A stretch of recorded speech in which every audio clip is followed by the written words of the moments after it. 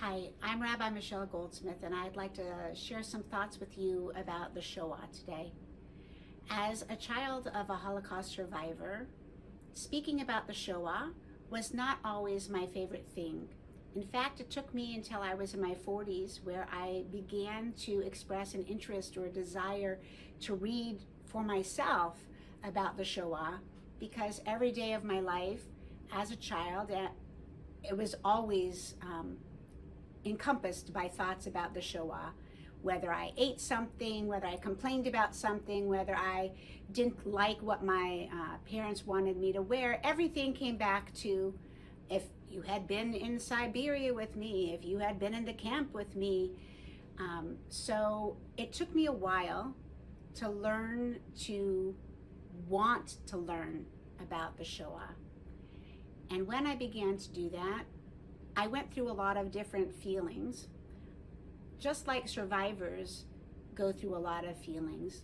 One of the feelings that most people don't like to acknowledge is a little bit of embarrassment or shame at that which our people went through during that time period, about the helplessness that so many of our families and friends endured.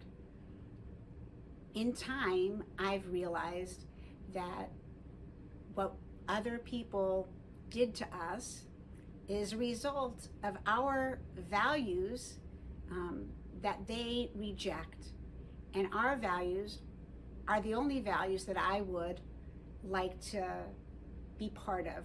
I would rather be on the side which is the side of being mistreated than being the ones that are the ones who are doing the mistreating.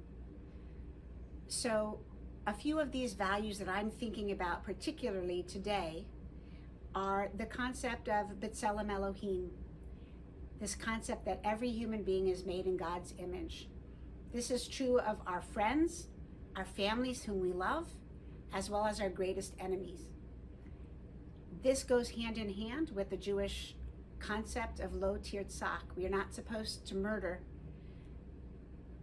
Our enemies, the Nazis of the past, the Nazis of the present, Hamas and their ilk, they don't accept this concept that everybody is made B'Tselem Elohim. They don't believe in the concept lo tirtzach, but we do, and I'm very proud that we do. In addition, we are supposed to be an or lagoyim. We are an or lagoyim, a light unto the nations, by how we behave, not when things are the best, but when things are the worst. And we have endured the worst for millennia, and yet we rise from the ashes again and again and become doctors and lawyers and accountants and teachers and nurses and Nobel Prize winners and comedians, all to make the world a better place and to bring God's love into the world. Which brings me to the next value that I think of, and that is Ahavat Torah and Yirat Shamayim, that we love Torah, all of its values, and that we are in awe of God every single day. Even when life is hard, our commitment to God and to Torah is not diminished. One of my favorite stories of the Shoah that I've told my congregation is about the people who danced on Simchat Torah when they knew that they were going to be taken away to die the next day. But a miracle happened, and instead of being taken away, the next day they were brought to a new camp, because in their dancing and in their joy, the Nazi soldiers were impressed with their vitality and decided that they were the ones that they needed at their new labor camp. And that's what happens when we put our faith and our love towards something good and positive in the world.